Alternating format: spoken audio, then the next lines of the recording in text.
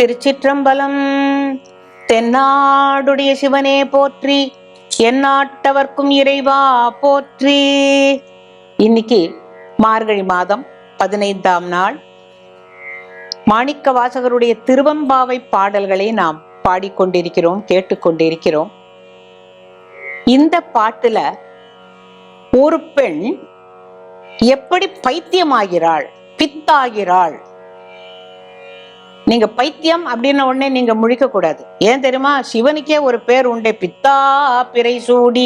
இப்ப அவரையே பித்துன்னு சொல்லி இருக்கிற பொழுது இந்த பெண்ணு பித்தாறுதுல தப்பு இல்லை. இந்த பாட்டை கேட்போம், அப்பதான் உங்களுக்கு அது புரியும்.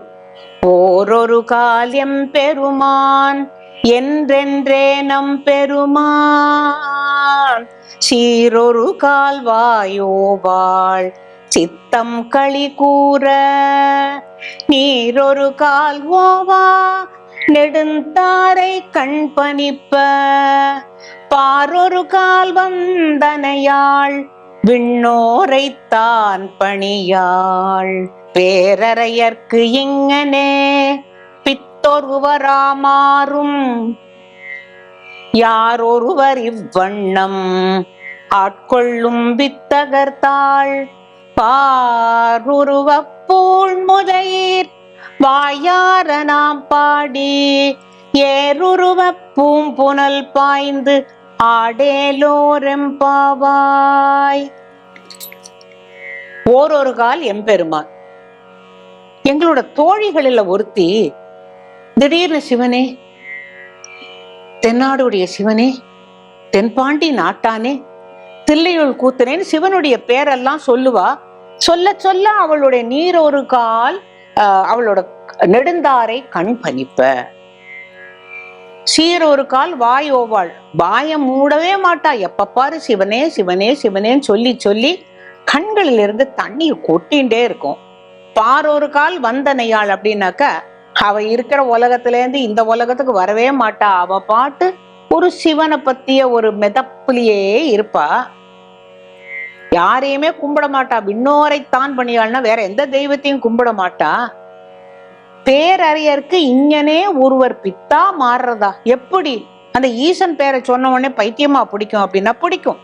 காரணம், திருநாவுக்கரசர் சொல்ல மாட்டார், முன்னம் அவனுடைய நாமம் கேட்டாள், மூர்த்தி அவன் இருக்கும் வண்ணம் கேட்டாள், பின்னை அவனுடைய ஆரூர் கேட்டாள், பெயர்த்தும் அவனுக்கே பிச்சியானாள், அன்னையையும் மத்தனையும் அன்றே நீத்தாள், அகன்றாள் அகலிடத்தார் ஆசாரத்தை தன்னை மறந்தாள், தன் நாமம் கெட்டாள், தலைப்பட்டாள் நங்கை தலைவன் தாளே.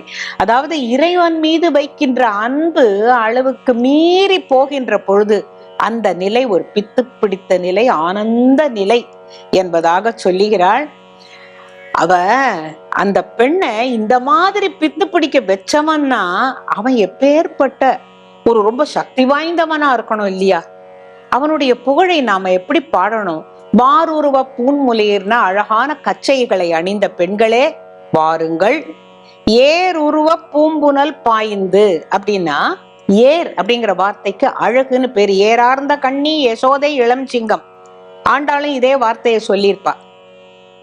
ஏர் உருவ நிறைய பூத்திருக்கு, தாமரை குளமா இருக்கிற இந்த அழகான இடத்துல வாருங்களடி, போய் நன்றாக குதித்து நீரில் விளையாடி நம்மை தூய்மைப்படுத்தி கொண்டு இன்று 15ஆம் நாள் வாருங்கள், இன்றும் போவோம் என்று ஒருவரை ஒருவர் தட்டி எழுப்பி கொண்டு வந்து குளித்து நீராடி துயோமாக நாம் கோயிலுக்கு போகலாம் என்று அழைக்கிறார்கள். இந்த நேரத்துல நாம இறைவன் கிட்ட எப்படி அன்பு செலுத்தலாம்ங்கிறத ஒரு சின்ன கோடி காட்டியிருக்கார். ஒண்ணுமில்ல, அவனுடைய நாமத்தை சொல்ல சொல்ல சொல்ல சொல்ல நாவு இனிக்கும், மனம் குளிரும், சித்தம் தெளிவாகும். நமக்கு சித்தம் தெளிந்தால்தான் அந்த பித்தம் வரும். அந்த பித்தம் வருவது, பித்தன் மீது பித்தன் வைப்பது தவறில்லையே. அதைத்தான் அவர் சொல்லுகிறார், பக்தியை பித்து என்கிறார். ஆக இன்று அழகான ஒரு பாடலை பார்த்தோம். அடுத்த பாடலை நாளைக்கு பார்க்கலாம். திருச்சிற்றம்பலம்.